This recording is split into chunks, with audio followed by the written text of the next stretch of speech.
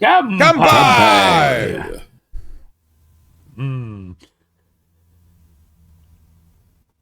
I made the mistake of making cold coffee this morning when it's below freezing outside, but, hey, what are you going to do? Welcome, everyone, to Kanpai Cast, episode 119. It's time for the Golden Tankard Awards. It's 2024. We need to talk about all the anime that came out in 2023, and what's good, what's bad, what's cool, what's, all that fun stuff. But before we do that, we got a little bit of housekeeping. So the episode last week with Plant of Wisdom did surprisingly well. I shouldn't be shocked. We had a nice guest. He was a very good person.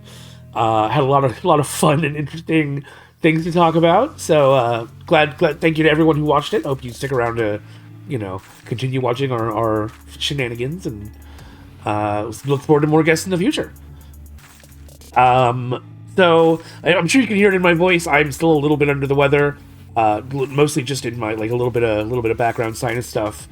But Thaylien had an adventure with black mold. So yes, I did.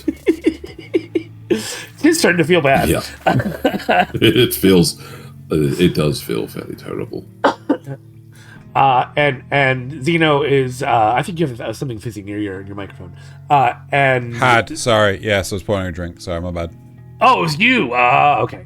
And yeah, there you go. Zeno's just Zeno. Zeno's just a dick. And of course we did wonder why you were just looking down for the entire intro. Oh my! I was pouring a drink. Of course you were. And of course we're professionals here. Yes. And like professionals, we're going to tell you to like, comment, and subscribe to the video because YouTube likes that stuff sometimes, maybe? We're not sure. But, better safe than sorry, so you might as well do it. And I think that's it. I think we can get into the topic now, unless you guys have anything to add. No? I don't add anything to the forefront of the technology. Right, so the Golden Tankards is... Oh, I think Zeno was about to go into it. But the Golden Tankards is our annual award show. We've got a lot of categories lined up. So, shall we start talking about it? We get on with it? Yeah, let's get on with it. Cool, right. I am going to save the best for last, right? Oh, okay. Which I think is... Should we start at the bottom and work our way up? No. I think I'm just gonna move the top one down to the bottom of the list. That's it. So I'm gonna start with the worst anime of 2023, which starting fun. Yeah. So I'm just gonna say what really counts towards the worst anime for me. Right. So first off, a lack of logic. Right, in the actions of the individuals, that's a huge negative for me. So if the plot is a bit asinine, if the character designs are a bit what the fuck are they thinking, doesn't go well. Animation quality, right? If the animation looks like butt, that's a huge turn off for me, right? If there's convoluted narrative, if it's supposed to be set in a world of realism, if it's not a comedy, right? If it's not slapstick or anything like that, I want to make sure that the thing is no, that's how it does work. And it's oh yeah, gravity's not a thing in space, or if you had an explosion in space, or explosion underwater, this is how it would actually work. How realistic it is, and how common that knowledge is to it being a mistake. Yeah. That makes sense? Yeah. Now, for me, the worst anime of 2023, which hit so many of these notes so damn hard, was Gene of AI. That's fair. I Thinking back could to your not. Reviews, I can remember that. Yes, I can see why. Think I may have watched 3 episodes of this. And I raged so damn hard. I gave this at best a 0-star poop. I'm pretty sure I did. So that's me. I'm now gonna hand over. Add your notes. Add whatever. Yeah. Okay. There you go. I would say my criteria are essentially the same. And for me, it was Trigun Stampede, because let's face it, the CGI didn't look that great in a lot of cases, and the story felt really, really weird and divergent. Diverging from the original story. The original story is fine, but it felt like a lot of stuff just didn't make sense to me. And yeah, it was just made me want to go watch the original again. Mm-hmm. And did That's you? a good point. No. I sort of did. I went and watched Badlands Rumble again. So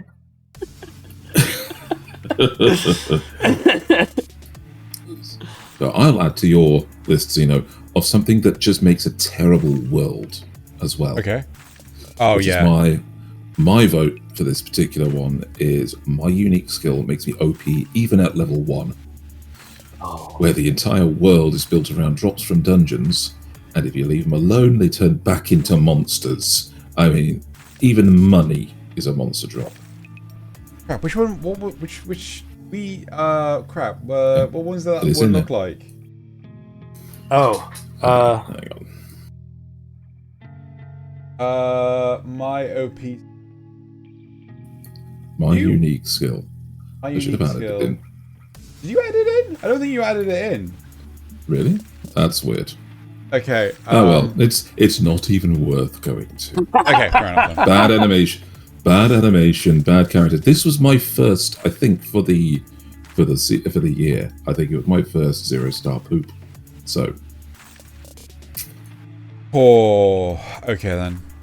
Nasuth, you want to introduce the next one?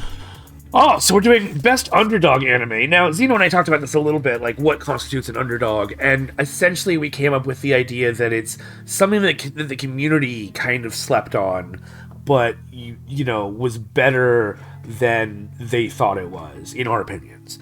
Something something that just kind of slid under the radar. For me, this was the Fire Hunters, or Hikari no O, because it's super artistic, and it tells an interesting story. But I think the pacing, which is slow and methodical, and the fact that it's not your standard anime appearance. It's very artsy and it's in its style. I think that drove a lot of people away, and they just kind of slept on it. That's fair. What Mal score did it get? Oh gosh, I have no idea. It was like a 3.5 or 3.4 on Anime Planet. It will say on the actual thing. 7,000. 7,000. Yeah. Oh my god, 7,338th rank. That's like wow.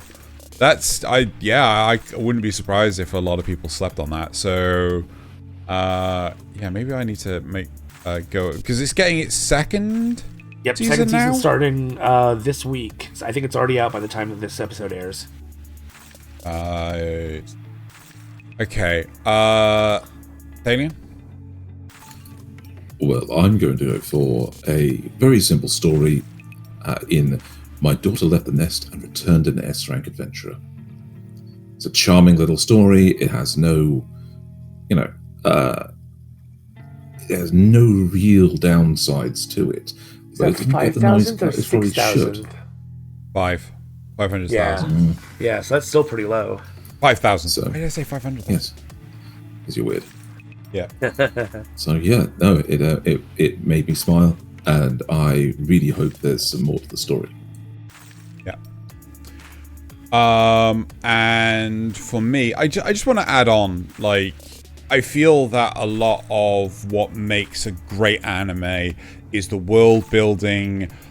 The side characters are really well developed. The way that the narrative told is interesting, as well as, it doesn't necessarily have to be something that's linear, but it has to be something that is I'm just going to say it. I'm just going to throw I'm a spider, so what? Like, I'm just going to throw that under the bus. Don't break up the narrative so badly like that.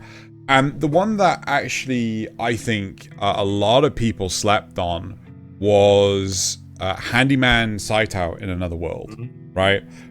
Now, this is a lot higher in terms of rank compared to both of your picks. Like, this is 1,986th on Mal.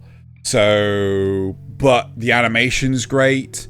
I kind of like the sort of like rough edge that we're starting to see on a lot more modern animation, where it looks like it's 480p, 480p. Jesus Christ, upscale to 1080.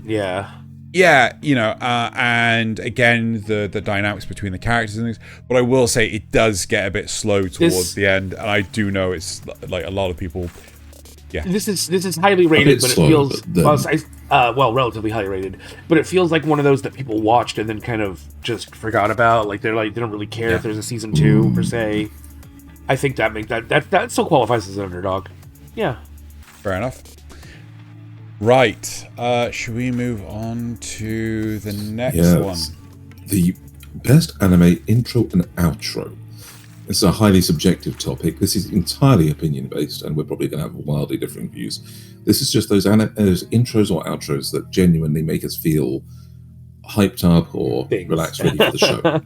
So, my one for this year is going to be the intro and outro for the Bleach 1,000 Year Blood War season 2 or part 2, which has Bleach intros and outros always deliver. They always get you a little bit hyped up for whatever's going on in the show. And to this day, YouTubers are reacting to the intros that we have because they're a real banger, most of them, and this one's no exception. And if you go to the Kanpai Cast Discord, we have a section specifically for intros and outros where you can paste your favorites.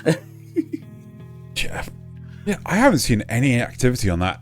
I just posted one today for a while, but okay, it's been quiet. Yeah, but like I will say, to me, a good intro or outro, it really comes from like how much can I just hear the song over and over and over again and it not drive me insane. Like, you know, does it put me in a comfort zone and things like that? Does it calm me down and things? Like, do I just like really get into it, sort of thing? So it's very difficult for that. Now, obviously, last year we had a lot of music by the artist. I can't remember her name now. Is it Yasawi or Yosobi or something like that? Yasobi. Really I think that's right. Yeah, or Yasobi. I don't know. Something like that. I can't remember. But she covered so many things, and the one song that I heard more than anything else was the intro to Oshinoko, right? And I felt like that massively dwarfed my pick, which was completely unbloody fair, right? Which was the intro, or the first intro, to Witch from Mercury. And this was a song that, no word of a lie, I spent months trying to track down. And yeah,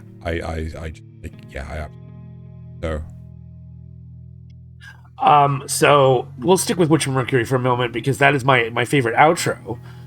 Which oh man, that show loves to end on like an emotional impact, and the outro definitely embodies that, where it's very like slow and soulful and almost like pleading. And for intro, although the second intro to Helk is really good, because it's all bouncy and dark, but like it's bouncy, but it's also dark. What I actually picked was Bastard, because man, this intro is just so hype. It is so fire. It is like hard rocking, just amazingness. And like sometimes I'll wake up in the morning and I need to get going. I'll put it on, and man, I'm hyped. I'm hyped. So I feel like the intros that we've picked here, all of them, like we would never skip the intro of the show we have spoken. We just let that play. No, I completely agree with that one. Cool, right? So, moving on to best original premise. Oh crap! Right, so this was really difficult for me. So the idea is that you know, for all of us, we go on to like Anime Planet or something, and we filter it by year and original work. So basically, the source of this is an original piece of work. It is not inspired by a video game, a light novel, or any of that sort of stuff. So, and I went through the list, and there was so few on there that I had seen. I was like, well, shit, this show's just gonna sweep. So it's Witch from Mercury again. Yep. So yeah, I don't know if any of you found anything else that this was also mine. Well, while I have watched a couple of the original ones, Witch from Mercury is objectively the best one out of the list. It doesn't. There's nothing close on that original genre. Before we move on with the rest of it, a little story time. So Nasuth and I were talking to Loz like one evening, and he pasted us a statement from Tamino.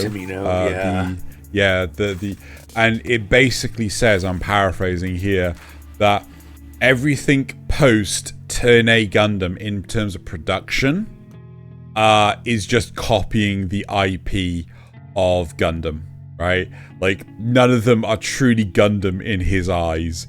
And I was just like, did you watch Turn A after you made it?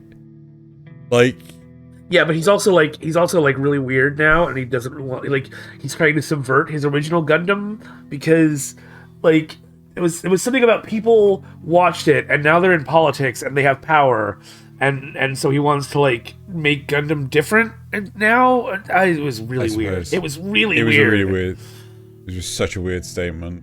But anyway, yeah. So regardless, Witch from Mercury, right? Thaylien. You want to move on to the next one? So, our next one would be the most stupid protagonist of 2023. There were a lot of them to pick from. There were a few, and there's many different protagonists that you could actually pick from the different shows, but there has to be a few that really annoy us. So, my particular pick is going to be Fate Barbatos from Berserk of Gluttony. Oh. Because this is a man. Is it that main character? Main character, yeah. Yes, it's the cool. Protagonist. Wait, I thought his name was Graphite. Fate Graphite. No. It says Fate Barbatos on the thing. He's. Well, there you go. Either way, he's he's weird. He finds out his power and it was like, oh yeah, I'll just roll with it because I'm hungry, and I like this hot blonde chick, and so I'm going to go off and throw myself into everything. But he's also, like, oblivious that she likes him, which just adds to the stupidity. Yes. Yeah. And some of the choices he makes are just terrible. Yep. Like what? Yes. Like, okay, well, he is picking up a reputation around the thing as a mysterious person hunting, or a mysterious monster hunting other monsters. And so what's he do with that? Instead of actually playing into it, no, he confronts a whole load of knights and kills one of the holy knights that he doesn't like, just because he really doesn't like him. And what you could have done a whole thing of being a monster and being off the scent or doing anything. He needs to be Batman, though. But he wasn't being Batman. That's the whole thing. He wasn't being Batman. He was just being an edgy fucking teenager. He's being what a teenager thinks Batman is. Yeah. Yeah. Right. Okay. I think it's Nasuth. It's you. I fucked up. Is it me? Yeah, it's you. You reveal. Thaylien did it first, then you, then me. But we have skipped over Nasuth to get to this category. No, we didn't. No. Because mine wasn't the same as on sorry, we've confused ourselves. Right? No. I introed best original premise. Oh, and then Thaylien. Yes. Okay, I got you now. Yes. I got you now. So your answer to most stupid protagonist, then mine, then you intro the next one. Right. Okay. We fucked this up. Don't worry. So mine is Rising of the Shield Hero. It turns out we are the most stupid protagonists. No, we're the most annoying supporting characters. I was just gonna roll with it, make it seem intentional. For me, it's now for me because he's just kind of along for the ride in season 3. He doesn't really feel like now for me. Doesn't really feel super proactive. He's just kind of doing things. They're supposed to be getting ready for the Phoenix, and he's just like, yeah, but my cute little animal friends, my cute little cat. I need my animal friends.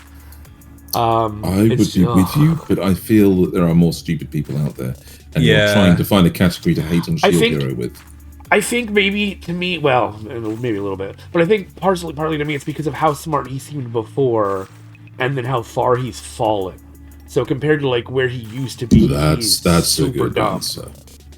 I think it's just because the pacing is just wrong, right? Yeah, maybe. I still say season 3 is leagues better than season 2. Right, but unfortunately, because there's no time to reflect on anything, it's like. But I would argue that he's smarter. I would argue that at least he's still smarter in season 2. In this one, he just. Are you fucking for real? In this one, it feels like he's supposed to be written smart. It's one of those cases where he's written smart, but it's only because. Okay. Things happen. Things work out for him. Like when they were doing when he left the village, he was like, "Oh yeah." They flash back to show you, "Oh yeah, if you ever have problems, I hid this thing here, really far away from anybody." Why wouldn't you not have several of those around the village for everyone to be able to use? I know what you mean. Okay, that's a fairly good point. Now Fumi feels like he's written by somebody who is actually writing both sides of the argument. And they're not able to self-separated. Yeah. Okay, actually, no, that's a very valid point. It's like, why don't they just keep these flares on them? Yeah. Right? It's like playing chess against yourself and not being able to properly do it make properly. it difficult. Right, okay. Yeah. Okay, right. Okay, well, I'm gonna jump to my next one. Right? Before we spend too long on this one. And it is Mitsuya Yamano from Saving 80,000 Gold in Another World for My Retirement. Never watched it. You guys have talked about it so much. Dear God.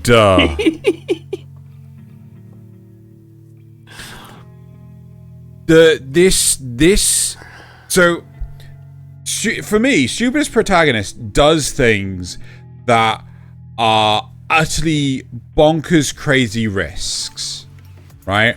That realistically people would kill you over because you're making such a stupid mistake, right? Even the main protagonist from Harem in the Labyrinth of Another World isn't this stupid, right? So the whole premise is that she is basically taking stuff from our world to sell into their world, and she needs to travel from one small village to like a proper town and things. So she gets on a cart at the village, travels for like, I don't know, 2 hours or so, gets off the cart, teleports back home, picks up a Vespa, and then drives to the other town in a fraction of but she waits a week. It's like, oh, she's so why didn't you do that from the start? Because she could have walked out of the village and done the same thing, couldn't she? Didn't have to get on the cart, didn't have to ride for 2 hours. She could have just walked out of the village till she was out of sight and done exactly the same thing.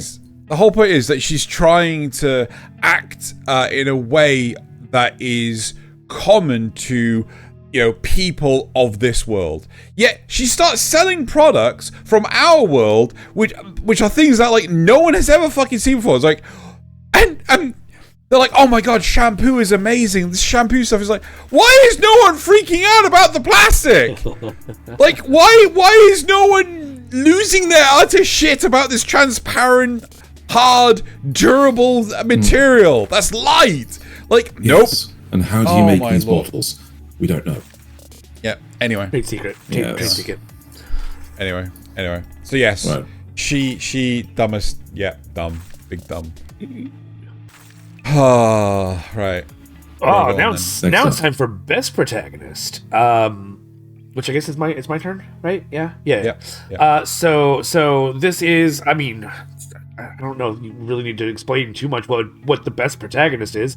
It's somebody that, does what they're supposed to do as a protagonist. They move the story along. They don't give up. They, or I guess if they're supposed to give up, they give up when they do. But for me it was Helk, because he always stays cheerful, even though he's got this super dark history, and he never gives up. He doesn't, even though he's super duper strong and can basically handle things on his own, he prefers to have people with him. He doesn't see himself as a golden god. He sees himself as just a normal person. And that, I think that helps keep him attached to humanity. I say humanity, demonkind, in a good way. Golden God, Nasuth, are you saying something about what sites you visited recently? What? Golden God, because nobody ever addresses anybody in that show like that. So I don't know what the fuck you're talking about. It's like an old term. Okay, I have no idea what you're talking about either. It is I'm pretty stupid. It's going a little hard into the praise of his physique. Yeah, but I mean, okay. Anyway, whatever. Yeah. Helk, good boy. Helk, very good boy. I like Helk. I just wish the world was better. Yeah, I agree. All right.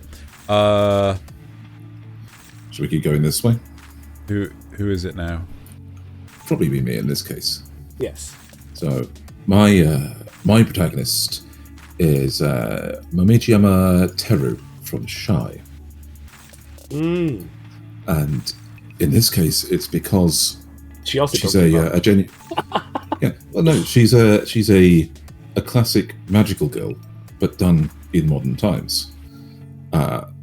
Her true force that she brings to this universe of hers is the power of her heart to try and connect people together, and she's finding her true power through that. But also, it has all of the great magical girl tropes in the show, and also, who can really hate on seeing baby lesbians form? I'm sorry, what? At the very end, we sort of see Shy and her friend admit they kind of love each other. Okay. Which is adorable. Okay. There is. Okay. If it's not just baiting, then it's even if it is just baiting, it's kind of cute to see. Oh. Okay then. Right. Is it me now? I feel it's me now. Yes. Right. Okay. So, best protagonist. I think for me, an important thing for best protagonist is a character that's well-rounded, right? That is both written smart by a smart person, and is also flawed. They don't get everything right straight away. They have to work for what they've got. And that character for me is Kotoko Iwanaga from Inspector. So we're talking about the goddess of wisdom. And yeah, I think she's an extremely well-rounded character. And, out of the entirety of the season that I watched, I would argue is best protagonist, even over Soletta and Marine. Yeah, and things I like Soletta, but she's not best protagonist, really. No. I mean, but with Iwanaga, she has a lot of experience to her character, whereas too many of the other characters they do too many silly, stupid things. So yeah, so there you go. That's my pick. And now it's who's introing? I think it's you again. I think it's you for best girl because yeah. Mm-hmm. Is it? Yeah, okay. You then me. We just missed Nasuth the last time around. That's all. Yeah. Whatever. Yeah. Right. Okay, so this is too easy for me. Like, this category, best girl / waifu of 2023. So it's either best girl or best waifu. It really depends on the criteria, but we're not picking two. We're only picking one. It can also be best boy / husbando, but I mean, I don't think it went that way. Right. So for me, no doubt in my mind, is 2B. Yeah. Nier Automata, you say? Strong. Yes, Nier Automata. Powerful, strong, so on and so forth. I'm not going to lie. A large amount of this has been influenced by the video game. I can't help it. But she's the same character from the video game that she is in the anime. So, yeah. There you go. Indeed. I hand over. Stay on that because she's mine as well. Oh, there you go. It's just Nasuth who might have any kind of contrasting opinion. Well, for me it was. I don't normally watch anime with that kind of eye for things. If I'm totally honest, so it took me a little bit to come to a conclusion, but I finally landed on Shizuka from Undead Girl Murder Farce.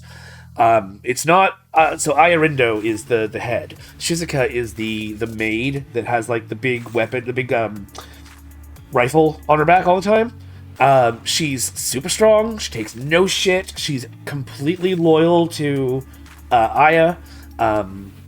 She even though she doesn't really seem to like the guy Shigeru, the guy, she's still loyal to him as well as part of their group. And she's also, like, you see when she meets with the werewolves that she's tender when it's actually appropriate to be tender. So she's really, really good character. I like her. Would definitely have her as a waifu. Right. Okay. Should we... Next one? Most annoying character. Oh, yes. So, I mean, again, this is your... For the supporting cast. Yes, most annoying supporting character. So this is your. I just had his name in my head earlier. The Zenyatta from Demon Slayer. That sort of guy. That sort of character. Zenitsu. Zenitsu. Watch character. Yes. The one that you're looking at and you're just like every time they're on screen. Don't want to. Whether it's their voice or their behavior or whatever, you're just like, can we please just get past them and get back to something more interesting? Oh god, for me, this was Becky from Spy Family because I just wish she would shut up. It's not cute. Everything she does is just annoying. I couldn't take it, especially when she was pining over Lloyd at the end, and it was like, no, kid, no, just stop. It's not cute. No, stop it. Do not want. Nope. Thaylien. That's fair enough. And this was another one I don't think has managed to make it into this week in terms of the... Oh no. Ones I can bring up, so I will just have to go find it. Because it is the entire supporting cast of The Misfit of Demon King Academy. It is the entire fucking cast. But Dino likes that show. How can you say that? Yeah, because the entire supporting cast purely exists to big up the main character. That's it. They are his entourage. They are the people that go, oh, that's amazing, every single time he does something. They might get something done with their powers themselves, but it is all secondary. It's all something he's taught them, and they're doing for his favor. There's no take on them that actually. He has an entire supporting choir of girls in his fan club that sing to give him an actual magical support that he gets from the emotions of his followers. I remember that. I do remember that. So yeah. This is Anos Foldigold is a Chad among demons, but his cast is annoying for their lack of substance. I'm not gonna lie. I feel this is a little unfair because, oh crap, Eminence in Shadow. That's the entirety of the I haven't watched Eminence in Shadow. Oh, you son of a bitch! So I can't vote it. Oh, fucking also, son of a bitch. That's not true because they I mean, they are in awe of him a lot, but they're also doing their own things. They're actually making their own moves and everything. Yes. Yeah, but you don't fucking see any of that, right? All you have is them. Yeah, no, you you don't. Fuck off. You do. Especially in season 2, Right. Okay. So this is making me more and more depressed as we go by. So my support, most annoying supporting character of 2023 is Mitama from Working for a God in a Godless World. We're talking about the little chibi god. I wanted to stab her so much that I just, oh my god, she was insufferable. She was just, all she would ever do is, it was a bit akin to Jahi. I mean, the only problem with Jahi was the fact that there was only Jahi, right? The upshot of Working for a God in a Godless World is the fact that you have more characters, you got more of a diverse selection to follow. But with Mitama, all she cared about was how many followers she had, how much power she had, and whinged when she didn't. That was all she was good for, and it was just insufferable. And so a Twitter user. I was going to say Greek god, but sure, yeah. Half of one, six of the other. Half of one, six of the other, yeah. You know, yeah, pretty much, there you go. So, there you go. Yeah, let's move on. Right, what's the... I think it's Thaylien's turn. Best Mecha series? Did we skip? Okay, so... No, because I started, yeah. It's literally, so it is the best mecha series of 2023. Mm-hmm. We have to include all genres, and mecha is a massive genre of anime. And there are very few standouts. Yeah. So I think that, for me, the winner, of course, is going to be Witch from Mercury again. Mostly because that turns out that that's one of the only mecha series I watched. Yeah, I mean, so can't form an opinion on something I haven't seen. So there was so little. I mean, I think we all unanimously voted Witch from Mercury. I really wanted to do Bullbuster just to stand out, like to stand apart. But even though there are mecha in that series, it's not really a mecha series. And it's an office slice of life.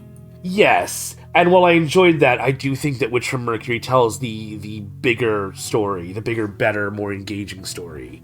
So I had to give it to Witch from Mercury too.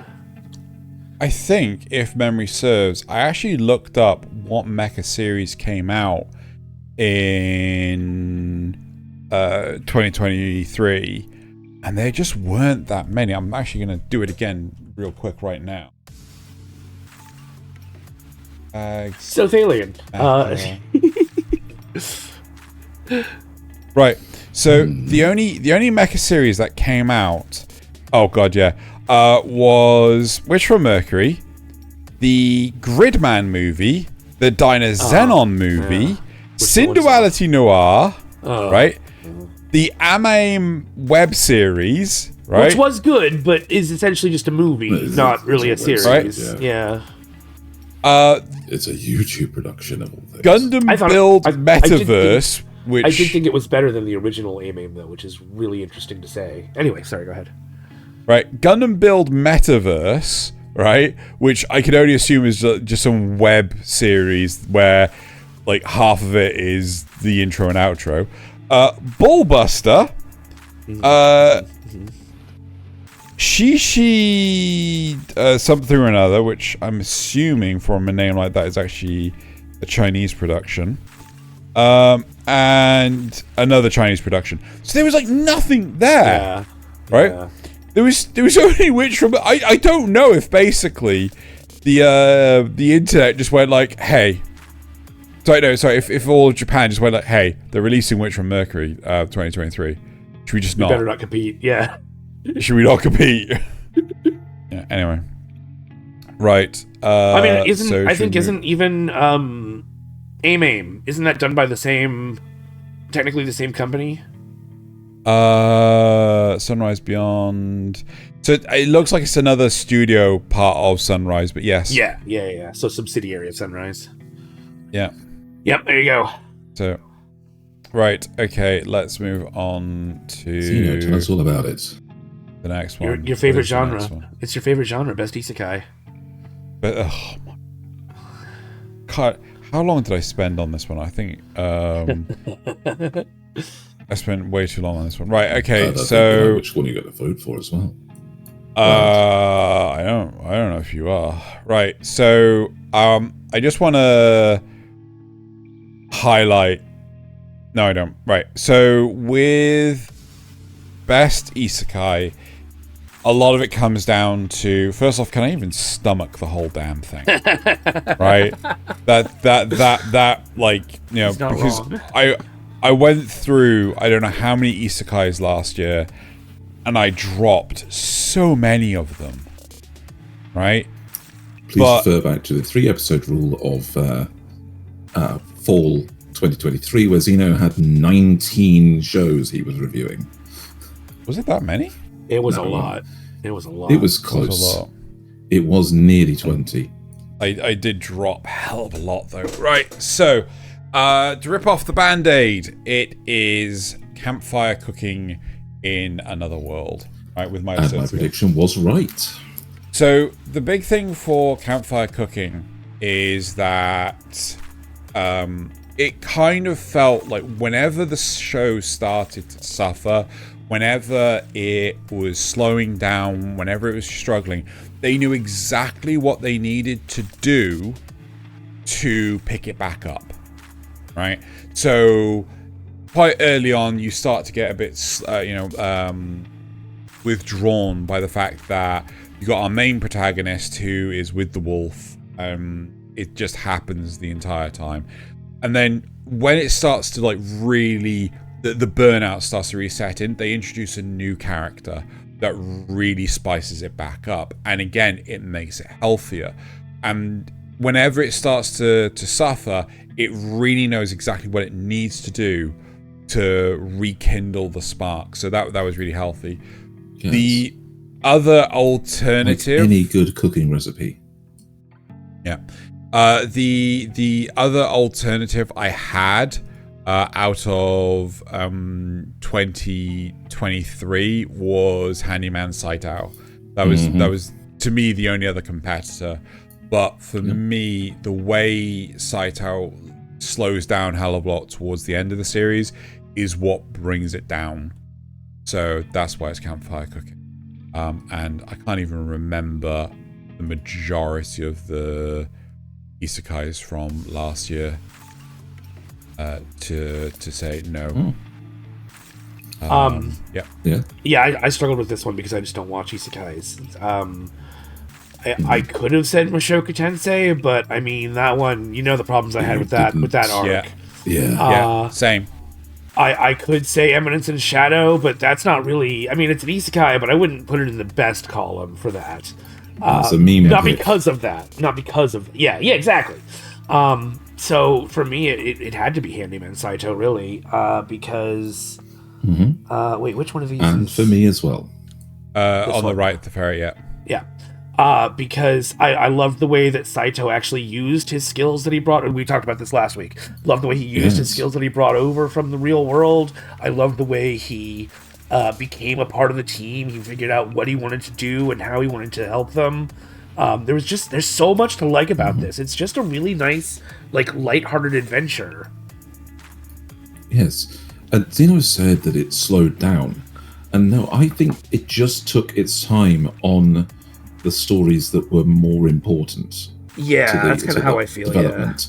So the earlier part of the show was... I'm talking about, like, I think it's the last 4 or 5 episodes covered just one story. Yes, they did. But that's the thing. They were trying to set up who the characters... The setup was all important, so they did that in the 4-comma style. So it was setting up, the characters and introducing who they were in the most effective way possible. But it then covered the bit that they found the most important to the story in a bit more detail. I suppose, but like again, yes. it sets you up for one thing only to change the pacing, and it just and watching that on a weekly basis. I liked it in the way they did it specifically for me. That actual changeover made it better for me, having now got the investment. But hey. Is yours also Handyman Saito? Yes. Okay, fair enough then. Right. I'm surprised you didn't go with like something like Vending Machine or whatever. But yeah. No, again, meme pick. Pick. That would have been a meme pick. I'm sorry. Yeah, but like, going through it like it's like oh shit, what was the name of that one? The one with the fox girl and the kid, the baby that has... No, that's that's a well, no, I gave up on that. Right, I gave up on that. Vending Machine, I gave up on. Beaufry, I gave up on. Was Sword this year? No, Sword was last year. Oh, well, no, the year before. Fruit of Evolution Season 2, no chance in hell. No chance. What's it called? Chilling in My 30s, I gave up on. Like, there was that's not Isekai. Oh, sorry. Yeah, no, you're right, isn't it? Yeah, that's not an Isekai. That's just straight up fantasy. I don't know if Reborn to Remaster the Blade counts, because that's reincarnation. But it's like it is straight fantasy. Is hundreds and hundreds of years in the future, to the point of like civilization's entirely changed. It's still not another world, and previous shows where that's happened still don't count as an Isekai. But yeah, still like strongest Sage of the Weakest Crest did exactly that, and he did it intentionally, and that doesn't count as Isekai. But the world hadn't changed nearly as radically as it did. Anyway, it doesn't matter. The whole point is like, but anyway, should we move on to the next one? Yes. To the point of I've forgotten who's actually. Oh, it's mine. It's mine. It's Nasuth's with best action. Because remember, Isekai is your favorite. So this was another one that was kind of hard to pick, honestly, because there are just so many. But I think it helps when the action is well crafted. It's well choreographed. It makes sense for it to to be where it is, and doesn't just feel like, oh, we're giving the people what they want. We're giving them the fight porn that they so desperately desire. And so I think for me, it came down to Heavenly Delusion, because there is a lot of action in this show. I mean, they're fighting monsters, but every time it happens, and even other people, but every time it happens, it feels like there's a purpose to it. It feels like there's a reason to be in this fight. And it is really well done. I mean, man, they animated this beautifully. I don't really have much else to say about it other than that. Yeah, it's interesting. You say for an action show that you prefer seeing more than just the action and having reason for it. Yes, I would say my pick for the best action is a show that's just geared around the action. Oh, but see, that's so boring. Yeah. No, well, that's the thing. I don't find it boring. My pick is Bleach 1,000 Year Blood War again, because it is a show that is driven by its action. And while it is very shonen, this season, these two parts of the 1,000 Year Blood War have been exquisitely animated with their action. There is no real slowdown, apart from the bits where they have to take time to heal up between fights, and that's deliberately so. The whole show is driven around its action, and for that, I have not seen a show in the last year that did action as well as Bleach did.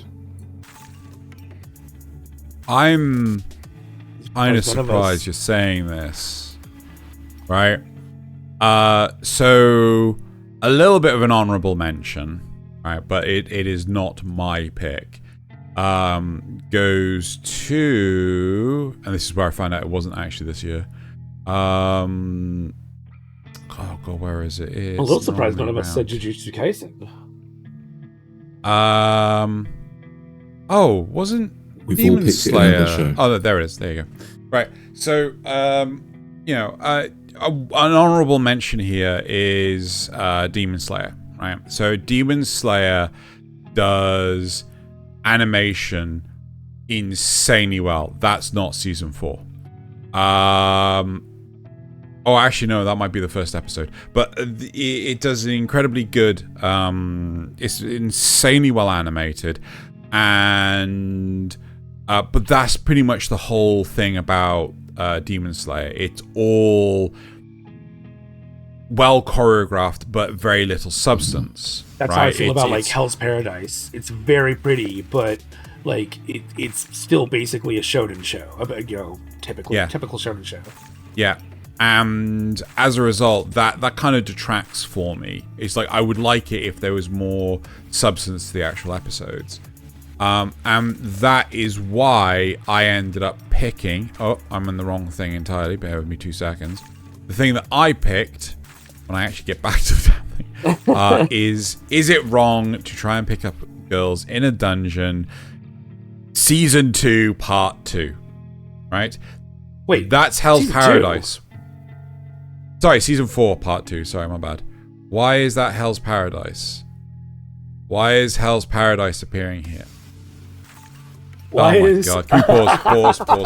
Real quick, pause. Alright, sorry, I found a bug in the... Trust me to bloody not found it until now. So, to me, is it wrong trying to pick up girls in a dungeon? Season 4, Part 2, if we're going to get pedantic, is extremely well animated. It is very well narrated, choreographed. The plot is really good. Scripted, there you go. I will say though that it kind of feels like it drags on ever so slightly, but that's more a case of like I just want to watch the next episode, right? Not a case of I can't remember what's going on unless I watch all the episodes in one go. But it is just a case of like you're always wanting more and things. Like to me, like this is John Wick 1 of 2023. And yeah, so I love this. It was brilliant. Nice. Okay. So this one brings appropriate for Thaylien. The best comedy series, which, as we know, everybody needs a good laugh. Okay, and but again, humor's very subjective, just like music is. So some people like jokes that repeat and are reliably funny each time to them. Other people like the more unique comedy, where you've got situations, you've got absurdity, you've got, straight man, funny man, you've got all these other types of comedy that we can go for. And so my vote, because I absolutely love the kind of repetitive humor that runs through people's mind, is for Mashal. Okay, puns are my thing, and repetitive humor is my thing. Otherwise, I wouldn't make so much fun of Xeno.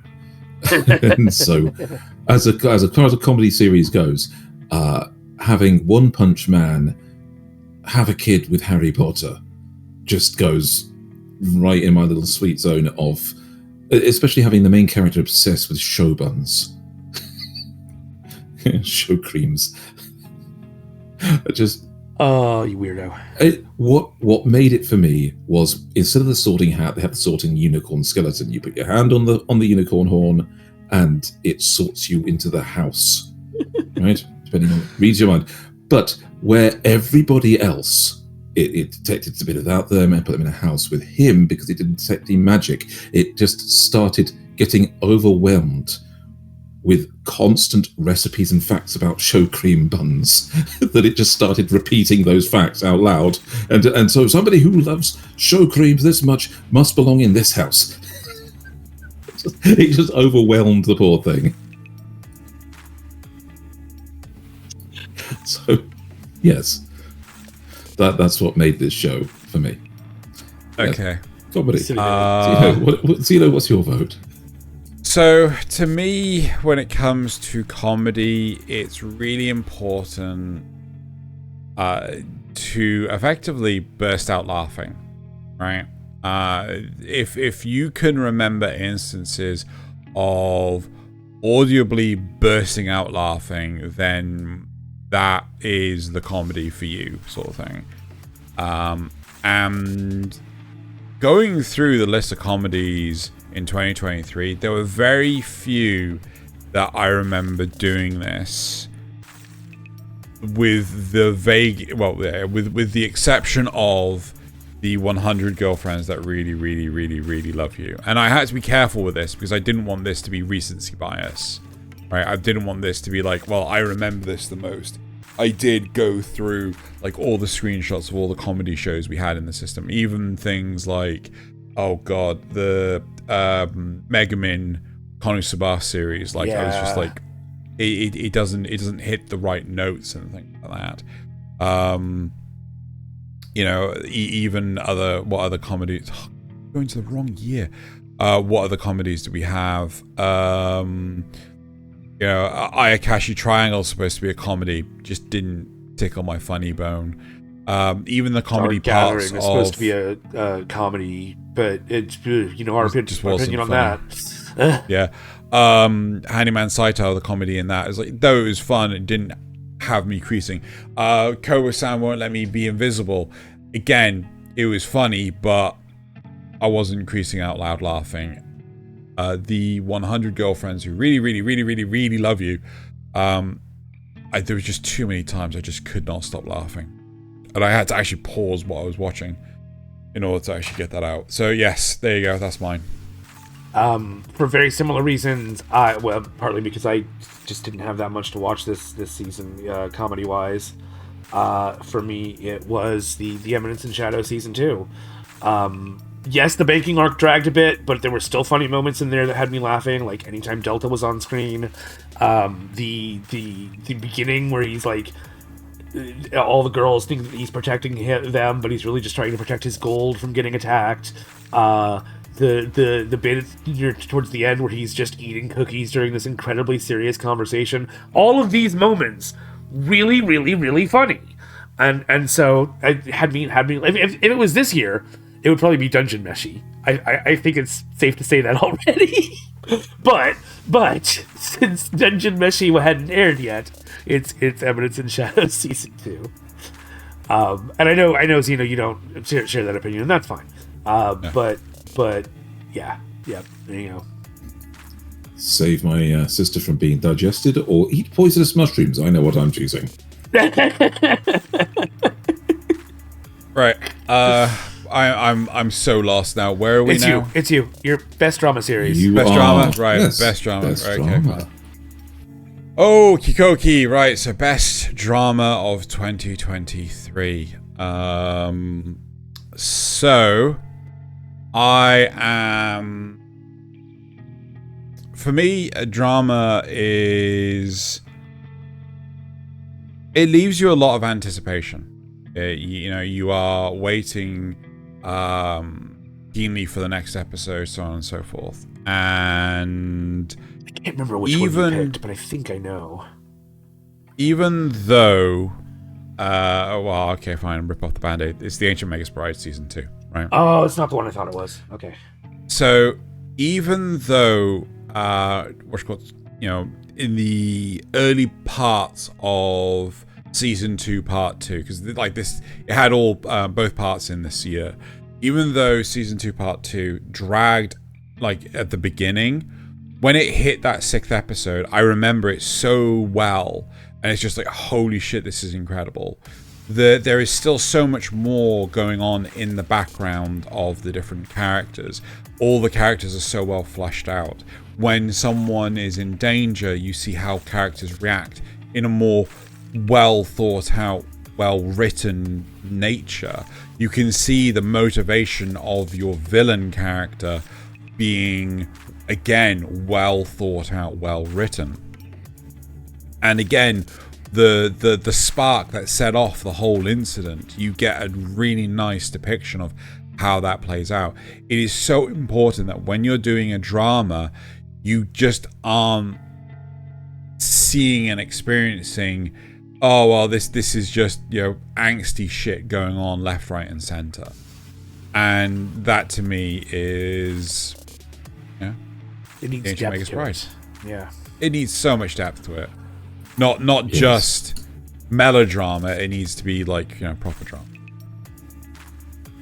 So this for me probably would have been Heavenly Delusion, except that they kind of ruined the ending. You know, like I've talked about how Bullbuster, there could be a larger thing going on in the world, but that story is ended. It doesn't feel like there's any resolution in Heavenly Delusion. So for me, it was Pluto, because I thought this retelling of Astro Boy, it's a manga that was a retelling of Astro Boy with a darker, grittier detective noir style almost to it. Reimagining, almost. Yes. And man, just everything about this was so good. I know the ending was a little bit rushed, but at least the ending was there, and you know, actually resolved everything. It's far more satisfying. Yes. And the entire lead up to that, like every step along the way, is just so well crafted. I still need to watch this again, but I would 100% watch it again. The moment I have like free time. So here's where I reveal something that I haven't revealed on this show before. I hate drama. Oh my god! I do not blame you. I really don't blame you. I got suckered in by a manga at one point that just was pure drama, pure will they won't they forever, and that kind of drama. It didn't resolve for 17 volumes or something stupid. You know, it felt like. God. And when it did, it was resolved in the last 6 pages, which was really disappointing. Fuck off. And I've hated it ever since then. So I like drama where the goals are clear, the relationship of will they won't they is actually resolved. Yeah. And any incidentals along the way can actually bring you a little bit of a laugh more than anything else. So my vote is going to be for Tomo-chan as a girl. That's fair. Because this is where the dumbass tomboy redhead actually gets her guy. And, you know, you could see the reasons for why they were going back and forth and why they had the will they won't they. It has some of the best supporting characters of any show this year. And so the comedy moments are... I was going to say, is this more of a dramedy than just a straight drama? It's a drama and a comedy. Okay. Yeah. So it has the comedy element to it from the straight man, funny man, and the slapstick humor. Right. But it also has really well fleshed out characters, and you know that it's just teenagers being teenagers, and if everything goes right, then it's going to go right going forward, and if it goes wrong, then it's just going to be embarrassing. The stakes are low, but also the goals are high, and I like the story. So I really get where you're coming from when it comes to dramas, right? Because like this is why I won't watch the vast majority of Western media, because like so much is over dramatized, right? Like, you know, they cut the episode just at the point when shit's gonna get real, and then in the first like 5 to 10 minutes of the next episode they've resolved it. I hate that with an absolute passion, right? So 100%, I get where you're coming from. I would have thought, Tomo-chan is more of a rom-com, but considering we don't have a rom-com category, which maybe we will add, this seems completely legitimate. Also, Misuzu being the alpha bitch is fantastic. Yeah. Just the simple fact of her having that conversation with our man and saying things just to deliberately try and aggravate him until he just pushes her out of the rain. Yeah, I think that I don't know if there's like a fan dub of it, or if it's like it's like an abridged kind of thing. Yeah, and they keep getting into it. Then he pushes her out of the rain. So I hate you more. Yes. Yeah. There we go. Exactly. Right, should we move on to the next category? Oh gosh, we're almost done. Yeah, we're almost done. Nasuth, introduce us. I thought we would take longer on this, but hey, there you go.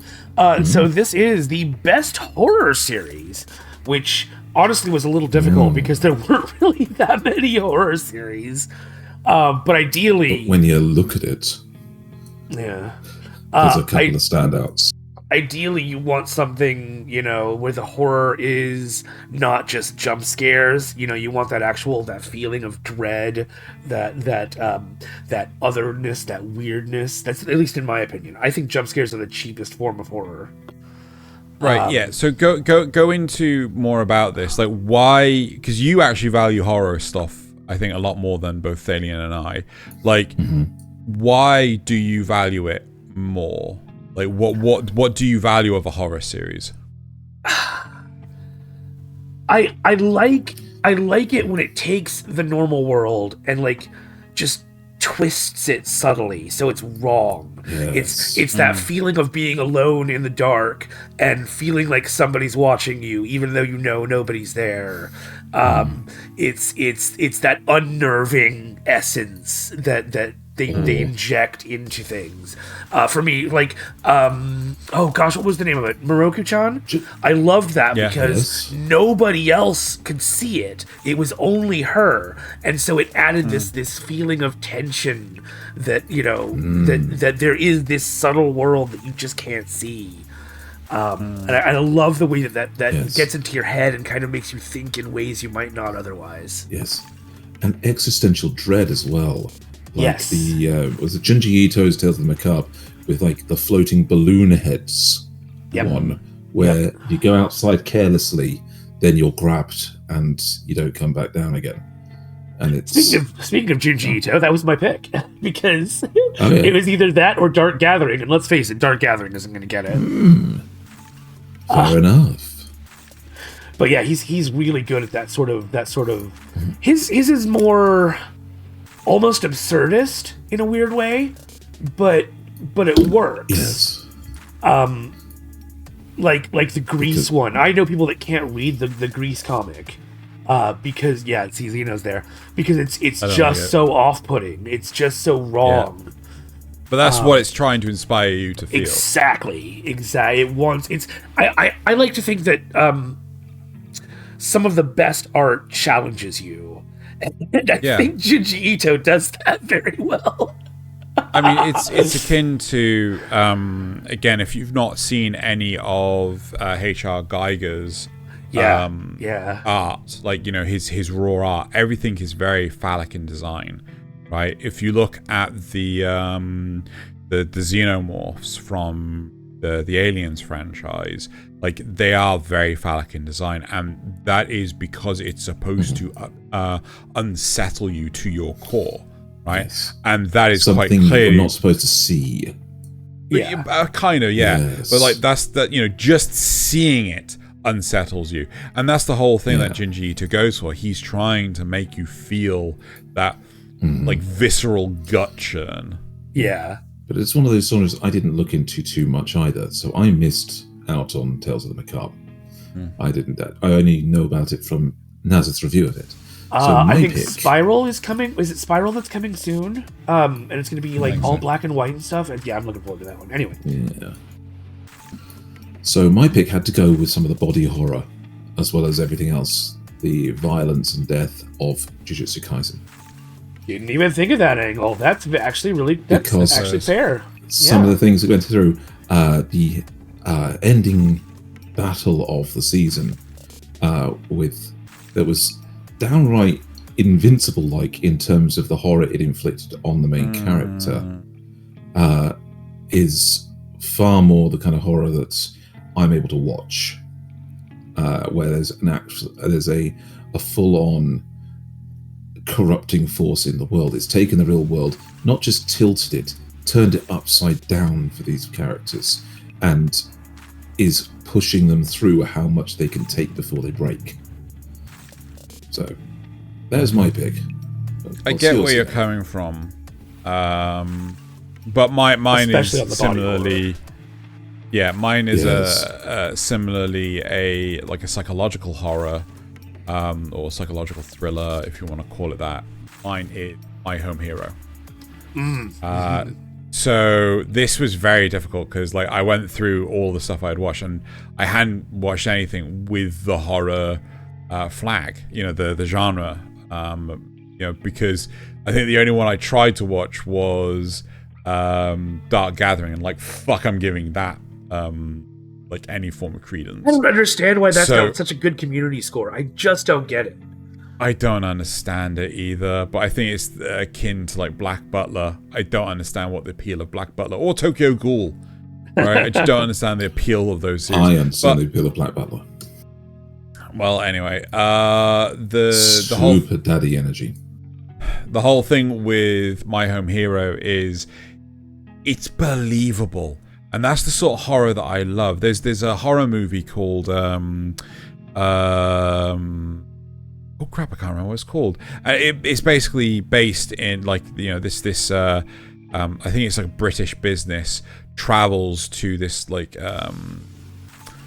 camp where they're supposed to learn how to work together, and they get the directions wrong, so they go to this what's basically a guerrilla camp, right? They go to this guerrilla terrorist organization, and effectively it looks like a deserted camp, and the idea is that these terrorists are trained in effectively espionage, right? So they are secretly observing the people that have gone to this wrong camp. They've set up traps, like bear traps and things like this, that are designed to maim and things. And it's this is believable. You could believe that this actually happens, right? Yeah. And that's the sort of horror that I actually enjoy. Not things this is this is the devil, No. The ones, for contrast, I would ask what your opinion on things like Cocaine Bear and Zombievers is. I haven't seen either of those. Zombievers, oh my god! Yes. Where it sounds obviously it's purely absurd, but it's purely absurd, but they treat it as a full horror movie and play it out seriously like a horror movie. Oh, Black Sheep. Isn't that one of who's the guy that did Lord of the Rings? Peter Jackson. Oh, Peter Jackson. Yes. He did some really, really funny horror movies in his early days. I believe Black Sheep is one of them. But yeah. But still, it's it's played seriously, but it's still a comedy. Yeah. But anyway, getting back to My Home Hero, the whole point is. Yes. Yeah, the whole point of My Home Hero is that, it's believable. You can fully grasp and understand and appreciate the psychological implications of what's going on. And, you could believe that this could go south very fast at any point in time. And, multiple instances, it does. So, that's... It's still a subtle twisting of the world, but it's like a realistic, grounded one rather than a supernatural one. Yes. So are we moving on to the next one? Yeah, and this one I don't think we have. Yes. No, we got one more. Penultimate one with most embarrassing Netflix live adaptation. Because you didn't make your notes.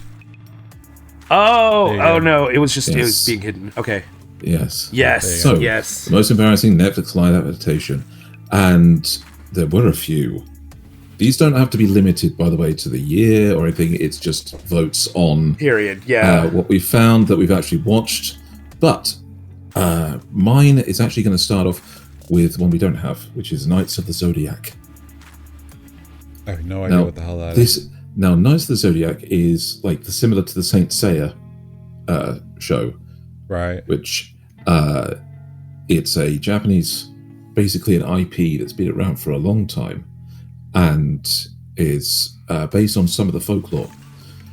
But they put the guy that did season 1 of The Witcher in charge of it.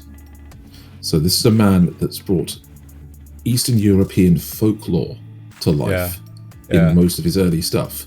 And what he probably thought he was going to be doing when he got into this was like a Tales from the Japanese era, from Japanese folklore. And that would have been something he's far more comfortable with. But instead, they gave him something that was flashy, that was all about like Sentai Ranger basically stuff. Power Ranger stuff, yeah. But with a folklore and, Knights of the Zodiac myth going on with it. And my word, it's all special effects, no plot. And it's not really this guy's fault. They just picked the wrong person for the project, and it doesn't help him out at all. So it's sitting on the average critic score at around 20%. And the highest that anybody's rated, I think, is the general audience enjoyment score from like Rotten Tomatoes has picked it up to about 60%, which for that is just, it's a turn your brain off and enjoy the flashy special effects movie. And considering the genre, the animes and things based off the Knights of the Zodiac, it is a downright embarrassing attempt. Well, for both Nasuth and I can actually see what Nasuth is. We've both gone for That's cheating. Cowboy Bebop. Right. Yeah. This is the live-action adaptation of Cowboy Bebop. That promo art should not be there. But regardless of that, the problem with Cowboy Bebop as a live-action adaptation is Wait, why is this relatable right now? Touche. The biggest problem with the Cowboy Bebop live-action adaptation is the insistence of trying to make it feel like the anime without having any of the ability to make it feel like the anime, right? The fact that they're trying to do... I will always remember the walk cycle where literally Spike is walking down the pavement, and the whole idea is that it's supposed to be an homage to the parallaxed version in the movie, where as he's walking down the street, you can see the whole of the pavement is moving, and it's supposed to be like a wide angle lens, and they just like, honestly, from the very first scene they fuck life. it up. When he comes in with the headphones on, they're trying to mimic the scene in the gas station. In the movie. And it doesn't work here because, like, in that one, you could believe that he's just at a convenience store with his headphones on and doesn't realize what's going on. No, that's from the movie. Yes, that's what I'm saying. Yeah. They're trying to mimic that What scene. gas station? Okay. In this one, it's the casino, but he does the same thing. Right, okay. He walks in with the headphones, acting like, he doesn't know what's going on. But, I mean, there's no shelves that he wouldn't be able to see these guys. He walks in and they're right there in his field of view. How would he not know what's going on? It doesn't work at all. Exactly. Yeah. Like, Shame. the big thing is that with... The CG looks good. It's excellent. Right? Yeah. And the casting is good for our main characters. Vicious and Juliet, not so much, but yeah. But they horribly bastardize the plot to a point of it doesn't work anymore. You can't continue the narrative. You would have to rewrite the whole second season to make it work anymore, right? Yeah. And like it's bizarre, and we're not gonna talk about Edward. Now, But I've been told to... the sets look incredible. They're really good, yeah. You know, I've been told to stay away from the American version of live-action Death Note, but I think that's next on my list to see if I can unthrone this, because this unseated the Full Metal Alchemist movie. So that was pretty bad. Like the big thing with the big difference between this and the Full Metal Alchemist movie, I feel, is that the Full Metal Alchemist movie was still trying to pay respect to the original source material, even though it diverged really heavily. This just feels like it wants to use it. Wants to just be its own thing. Wants to just take the aesthetic, but not any of the spirit. Yeah, and I know that a lot of people complained about some of the direction that they were taking, like Faye's costume design and the actress. That was fine, right? It wasn't a problem. But anyway, right. Compare that to the way they did with the live-action One Piece, where they captured more of the feel, even though they didn't quite get in Nasuth's eyes some of the vividness of it. Yeah. They actually managed to recreate the first arc of the show really well in the live-action One Piece. Enough so that people are actually going to go and start watching One Piece off the back of it. Well, the live-action Yu Yu Hakusho... The live-action Yu Yu Hakusho was not bad, right? It just wasn't great. It wasn't... I would say it's probably not even as good as One Piece. But the thing is, I can't compare it to the original Yu. I think the problem with Yu Yu Hakusho is that they try to cram too much in too short a period of time, right?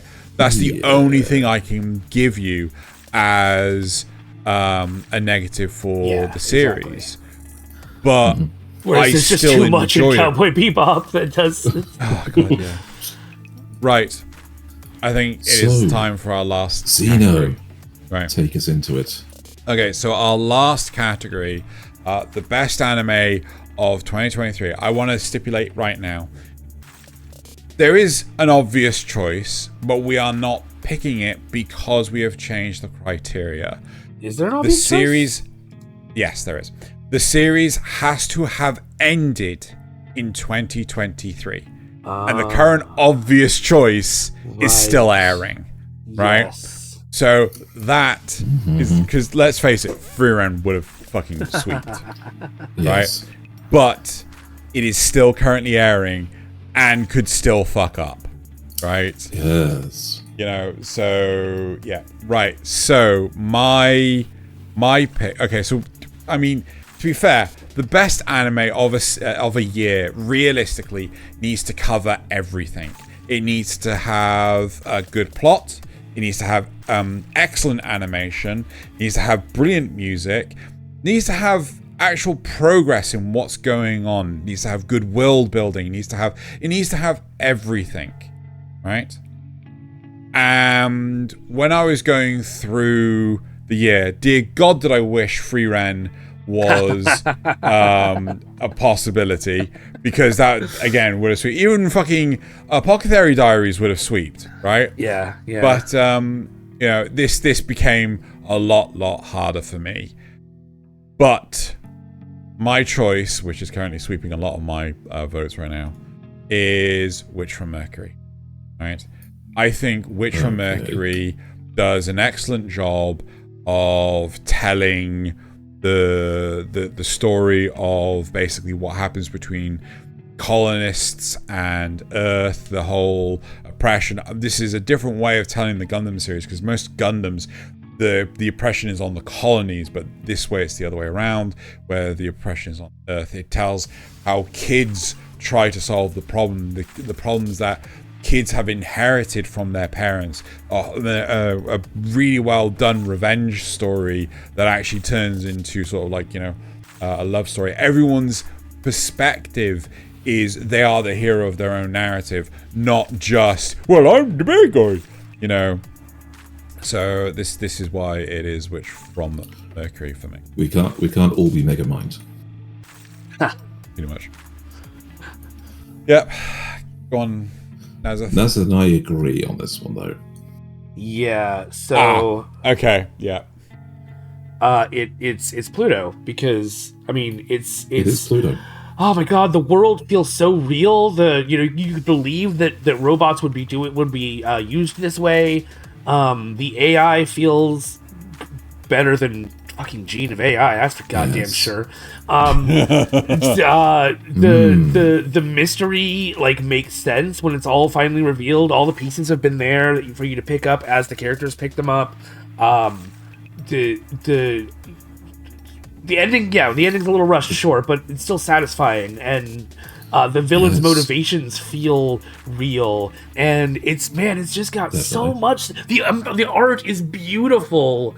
The music is amazing. There's an whole episode where they use music to tell a story. Yes. I mean, it's just so good. The first episode where they're investigating a hit-and-run killing of a man who shot a robot, and they take his memory back to his wife, and they're old model robots, so they don't look human. They don't have expressions. They don't look like people, as it were. And yet... But you see that the conversation and how the wife asks to have his memories put into her so that she can remember things from his as well, and from his perspective as well, so she can remember him. That is as human as it gets. In a way it's told, the way they express it, and the way that the whole scene takes the time over the character that we never see again and we never needed to interact with. But it helps further the idea of the story, of the world, where they're talking. Like, every interaction seems to be a reflection of what is it to be human, and it's not all good. Like, there's a lot of bad in there too. But every interaction helps to further that theme, and I love it. Yes, I loved how. Sorry, Zeno. I think I would have picked Pluto had I seen it. Probably. Right.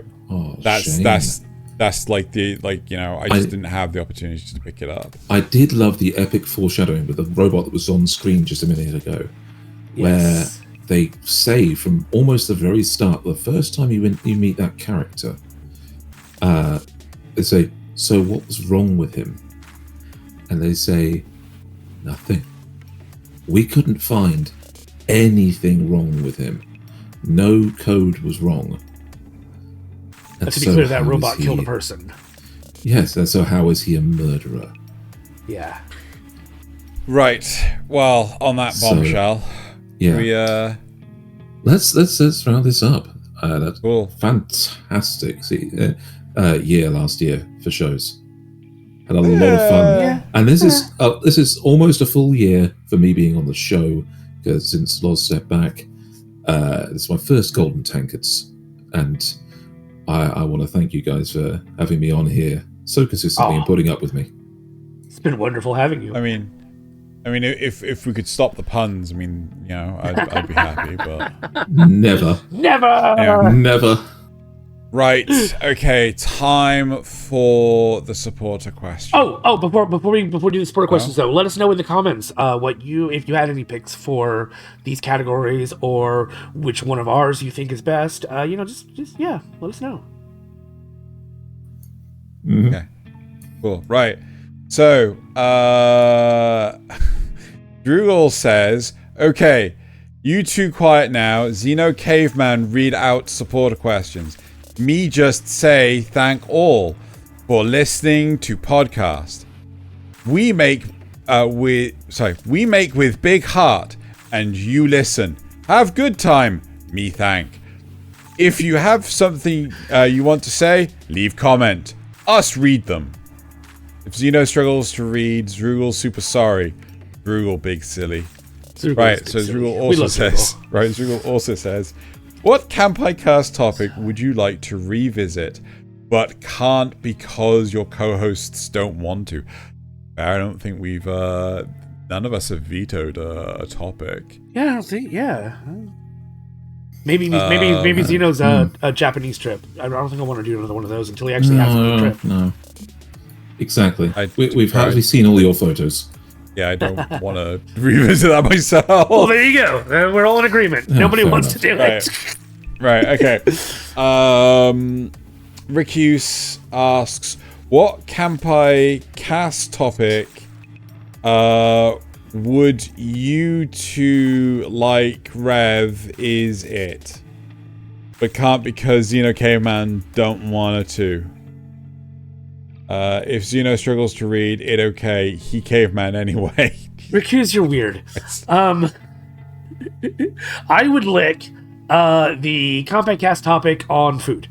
Food and anime. There you go. I would lick that one. Waifus. Thaylien would lick We already waifus. do a waifu. I swear we already did one. No, that's but that's it's the one he what wants I to lick lick. to. Oh, okay, fair enough then. Wrong way to use a Nasuth. Would a Kanpai Cast catastrophe be a Kanpai catastrophe? Catastrophe. Or a Catastrophe. catastrophe? Or a catastrophe? Kanpai catastrophe. Yeah, Kanpai catastrophe. Yes, Yeah. There you I go. agree. Yeah. Bird Thaylien asks, do supporter questions sometime go too far? Yes.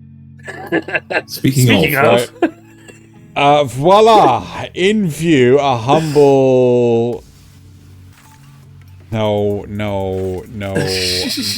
voila! In view, our humble vaudevillian veteran, cast vicariously as both victim and villain by the vicissitudes of the Vox Populi, now vacant, vanished. However, this valorous visitation of a bygone sensation stands vivified and has vowed to vanquish these venal and virulent vermin, vanguarding vice and vouchsafing the violently vicious and voracious violation of volition. The only verdict is vengeance, a vendetta held as a votive, not in vain, for the value and veracity of such shall one day vindicate the vigilant and the virtuous. Verily, this vichyssoise verbius veers most verbose, so let me simply add, this is my very good honour to meet you, and you may call me V. It's not as I fun call as Thaylien. bullshit It's not you're as fun as dyslexic. Xeno's not reading it. I call bullshit you're dyslexic. That hurts my brain just looking at it. I am all memorized over. it. I have memorized it from watching that movie 17 times. That works. That does work. Okay, fine. But like I'm all over the place now. I could not follow what you were saying at all. Right. Don't do that to my poor brain. Right, okay then, now we're moving on to the comments. So first of all, from the news, sorry. Zugal says, yeah, I heard about the earthquake in Japan. I think they've had like 4 so far this year. Yes, this year. I don't think it's been that many. Well, if you count aftershocks, maybe. Okay. Possibly. It was a very big earthquake. Those snow sculptures are awesome. Yes, they were. That PlayStation car is pretty funny, but not in a good way. That is true. Ooh, I like hearing what anime you guys are excited for. Yes. Right. Yeah. Strong Michelle says, news to chew for views on Tuesday. Pretty cool Pokemon is stepping up to help the community like that. Good on them. I'm glad I don't pay for Amazon Prime. Have a great week, Chance. Yep. I'm in complete, like, I'm pretty sure I'm going to cancel my app. Right, and now to move on to the comments from the cast. Some of you might not know. Something you might not know. Okay, so something you might not know is that Komonomichi is written by the same author as Konosuba and Combatants. What is... Keep reading. Combatants must be dispatched. Okay. And so, the power of Weebury, you By the have power of summoned... Weebury. Then why don't you fucking read it? God damn it. Something you might not So know by is that the Komonomichi is written by the same author as Konosuba, and Combatants will be dispatched. So by the power of Weebury, you have summoned Crane Silently Plays. In regard to how this pet shop would function in the real world, they say... What the fuck is Komonomichi? Kimonomichi, that's the... Kimonomichi. The wrestling one with the... I'm pretty sure that's not how you spell it. Kimono Michi. It's 2 words. Kimonomichi. No, it's not. It's 2 words. It's probably No, just it's copied not. from his comment, so... I'm pretty sure it's 2 words. Yes, Anyway. still. But it's still the It wrestler would have who been writes fine animals. because they're just earth animals. He's not weird with his dog, and it implies that he might not even be his own legal pet. So he might have just adopted off the street and stayed with Genzo just because. Who's Genzo? The main character. Okay. I thought the main character... Okay, fine.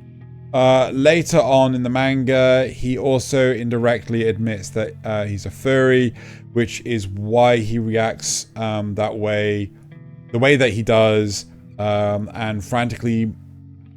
And the fantastical monsters are... Sorry, hold on. I need to move it off the monitor. It's like... Do you want me to finish it? No. I'm also going to zoom in as well. Enhance. Right, where the fuck was I? Which is why he reacts the way he does, and the fantastical monsters are unique, a dream realized, because his friends are otaku and introduce him to beasts in fantasy. He also gets a couple of women attracted to him, but he feels nothing because they don't have enough animal traits. Even Subuchi doesn't count. Succubi. Subuchi does not count. He is not. Subuchi is definitely not a furry. Subuchi, if you ever see this, you are definitely not a furry. Okay. Zrugel says, right. I have recently come across a term that I found really fits with a ton of current isekai, where the main character is generically successful at whatever they do, completely competency poor. Well, this is YouTube, so let's call it competency fantasy. What they really bloody okay. And I think it makes a lot of sense because in many cases, the isekai aspect is irrelevant. The main character is just super good at anything without ever being shown to failing. Yes, I completely. Yes. So, being able to do stuff like own a house, have a job, and get the girl. Definitely. Yep. Who knew that the comments would be harder than the support question? Ooh, they tried this time. Love you. I might have to change the font on this because I was struggling to focus on any of the words. Really? Okay. Yeah. Yeah. Right. Just when you came up with all these hard things to read, I had to do something, and the V for Vendetta speech. Move on. Right, meme time. So these are supporter memes submitted to the Kanpai Cast Discord. And we feature up to 6 a week. So feel free to drop in and give us your best memes, because we don't see these in advance. This is a classic. What in the world? This is a classic. Oh, no. Protagonist and antagonist. Aaron versus Aaron. Yeah, okay. Yeah. Right. We only have 3 this week for the supporters. This is number 2. Yes. Yeah. When you realize that you love spending time by yourself because you are a complete and interesting person on your own. Cute. Oh my god. Cute. Fair. Oh, that narcissism, boys and girls. Oh, yes, I saw this one. They what? Did him a favor. They did him a favor. What? Oh my fucking god. Okay. Right. On to mine. Result of traveling with 2 corrupt beasts. I've already got a holy scripture. You're using it as a pot stand. Yes. Priorities, man. Priorities. Yep. The anime Epstein list part 2. Oh my god.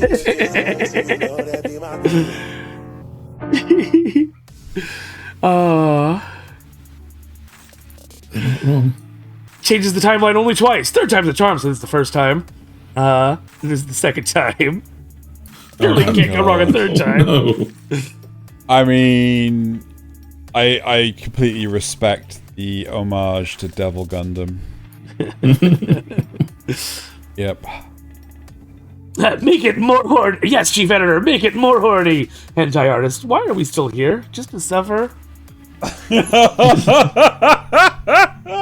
Because, I mean, yeah, the mainstream anime is just fully horny on main now.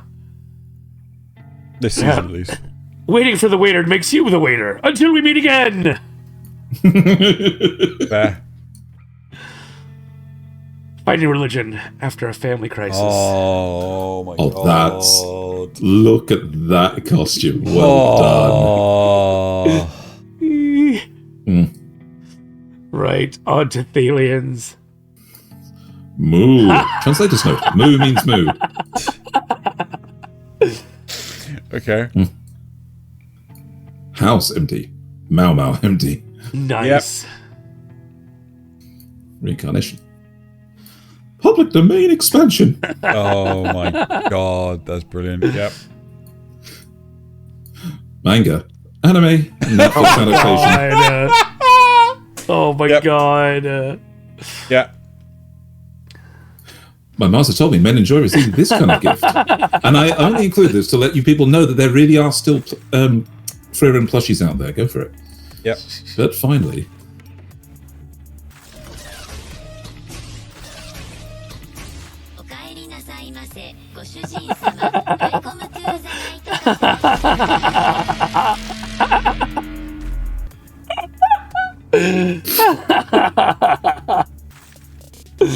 Oh, right. Wow. Beatus Mechanicus. Beatus Mechanic. Yeah. Okay, let's go on. When you find out your favorite show is getting a second season. That was literally Nasuth earliest this week. You know?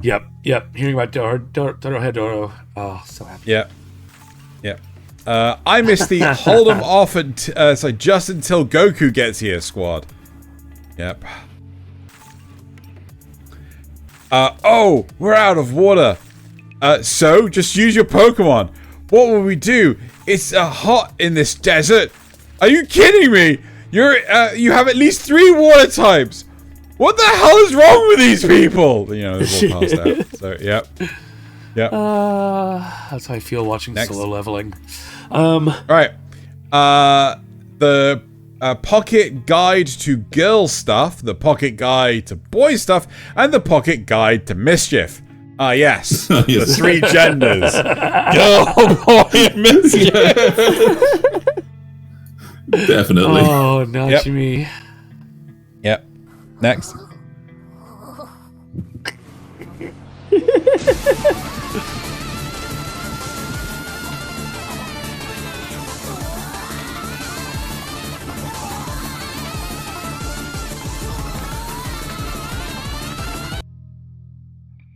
Oh, dear. Need I say more? And then last but not least, me can't get into anime anymore. Some socially awkward elf girl reporting for duty. Yeah, there you go. Yep. There you go. That'll do it. That's Freeran. All right. There you go. So that is it for this week's episode of Kanpai Cast. I hope you all enjoyed it.